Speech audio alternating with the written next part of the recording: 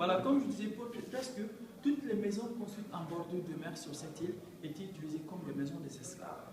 Mais elles ont été construites à de différentes époques. La première maison des esclaves date de 1536 par les Portugais, mais celle-là, c'est la dernière qui date de 1776 par les Français. Mais dans cette maison, l'effectif des esclaves variait de 100 voire 200 esclaves. Et ils étaient toujours séparés selon l'âge et le sexe.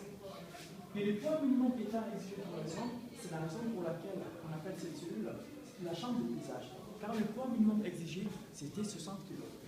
Il y avait une bascule ici pour peser les esclaves. Mais un esclave qui n'avait pas atteint 60 kg était gardé dans une cellule qu'on appelle la cellule des inaptes temporaires. C'était pour les engraisser comme des oies, avec le fleuve de marée. C'est une sorte d'haricot farineux qui était accompagné de l'huile de palme et du maïs, parce que leur voyage pouvait durer de 6 à 12 semaines, c'est-à-dire 2 mois, allant jusqu'à 3 mois, car c'était le commerce triangulaire, Europe, Afrique, Amérique. Mais c'était le commerce transatlantique, bien avant la découverte de l'Amérique, c'était le commerce transatlantique, Afrique et Europe, mais c'est après la découverte de l'Amérique en 1492 que c'est devenu le commerce triangulaire. Mais dans cette maison, il y avait 5 cellules pour les hommes et des cellules pour les femmes, les enfants et les jeunes filles. Avec votre permission, nous allons faire le tour des cellules. Et si vous avez des questions, n'hésitez pas, je suis entièrement à votre disposition.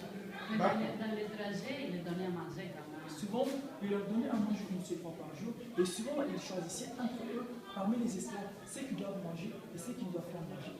Même ici dans la maison aussi, souvent c'était comme ça. Il y en a qui devaient manger plusieurs fois par jour pour être gros, et il y en a qu'on leur donnait à manger une seule fois. Parce que, comme vous voyez à l'époque, les valeurs des marchandises, les marchandises n'avaient pas les mêmes valeurs. Comme vous voyez, les esclaves n'avaient pas les mêmes valeurs. C'était comme ça.